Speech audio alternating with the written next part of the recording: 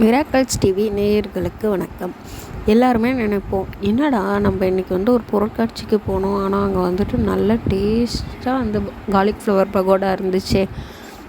ஆனால் அதே டேஸ்ட்டில் நம்ம வீட்டில் செஞ்சால் நமக்கு கிடைக்க மாட்டேங்குது அப்படின்னு சொல்லி நிறையா பேர் ஃபீல் பண்ணுவீங்க. அப்படி ஒரு டேஸ்ட்டில் இன்றைக்கி ஒரு காலிஃப்ளவர் பகோடா ரெசிபி சொல்கிறேன் ஃப்ரெண்ட்ஸ். அது எப்படின்னு பார்த்துக்கோங்க. ஃபஸ்ட்டு காலிஃப்ளவரை தனியாக சின்ன சின்னதாக அரிஞ்சிக்கோங்க. அரிஞ்சிட்டு நல்லா கொதிக்க வச்ச சுடு தண்ணியில் அலசி எடுத்துக்கோங்க. சரிங்களா? ஏன்னா அதில் பச்சை கலரில் சின்ன சின்னதாக புழு இருக்கும், நமக்கு கண்ணுக்கே தெரியாத அளவில் இருக்கும். அதை நம்ம அந்த சுடு தண்ணியில் போடும்போது அந்த இது இறந்துடும், அது வெளியாகிடும். சரிங்களா? அதனால் நமக்கு எந்த பிரச்சனையும் வராது. அதனால் அந்த மாதிரி செஞ்சுக்கோங்க.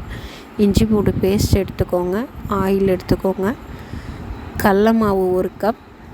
அந்த எந்த கப்பால் நீங்கள் கடல மாவு 1 கப் போடுறீங்களோ அதே அளவு மைதா 1 கப் எடுத்துக்கோங்க. சரிங்களா? மைதா 1 கப் எடுத்துக்கோங்க.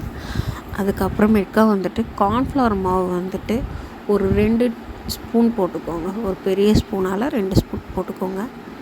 சரிங்களா? உப்பு தேவையான அளவு. உங்களுக்கு கலர் வேணும்னா போட்டுக்கலாம், இல்லை கலர் பவுடர் வேணாம்னா வச்சிடலாம். இதை பொரித்து எடுக்கிறதுக்கு நமக்கு இது எடுத்துக்கோங்க. எண்ணெய் ஆயில் எடுத்துக்கோங்க. ஒரு லெமன் எடுத்துக்கோங்க. சரிங்களா? இப்போ இந்த ரெசிபி எப்படி செய்யலாம்னு நம்ம பார்க்கலாம்.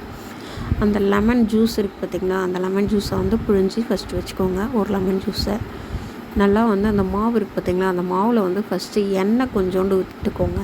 ஏன்னா எண்ணெய் விட்டு நம்ம மாவு எந்த மாவாக இருந்தாலும் எண்ணெய் விட்டு பிசையும் போது நமக்கு எண்ணெய் அதிகமாக இழுக்காது.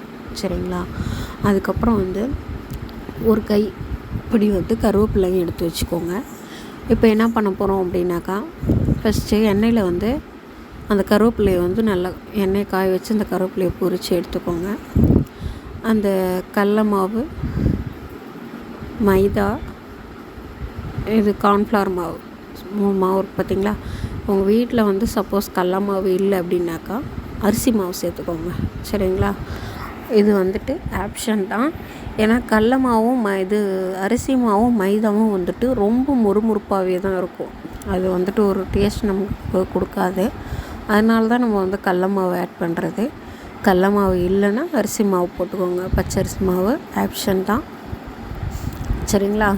அதுக்கப்புறம் நம்ம என்ன பண்ண போகிறோம் அப்படின்னா, அந்த எண்ணெய் ஊற்றி அந்த மாவை பிசைஞ்சிக்கிட்டு அதில் அந்த லெமன் ஜூஸ் பிழிஞ்சு வச்சுருக்கோம் பார்த்திங்களா, அந்த லெமன் ஜூஸையும் ஊற்றி நல்லா இது பண்ணிக்கோங்க. இது பண்ணிவிட்டு ரொம்பவும் தளர்த்தியாக, ரொம்பவும் தண்ணியாகவும் இது பண்ணாதீங்க, ரொம்பவும் கெட்டியாகவும் இது பண்ணாதீங்க. நல்லா நம்ம ஓரளவுக்கு இது பண்ணோன்னாக்கா, நம்ம ஃபிஷ் ஃப்ரைலாம் பண்ணும்போது எப்படி மசாலா ரெடி பண்ணுவோமோ அந்த அளவுக்கு மசாலா ரெடி பண்ணிக்கோங்க.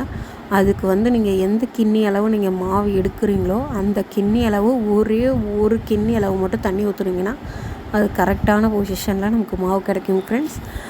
அதில் நம்ம என்னென்ன சேர்க்குறோம், அந்த லெமன் ஜூஸ் சேர்க்குறோம், அந்த 1 கப் தண்ணி சேர்க்குறோம், ஆயில் கொஞ்சோண்டு சேர்க்குறோம். இது எல்லாத்தையும் நல்லா மிக்ஸ் பண்ணிவிட்டு ஒரு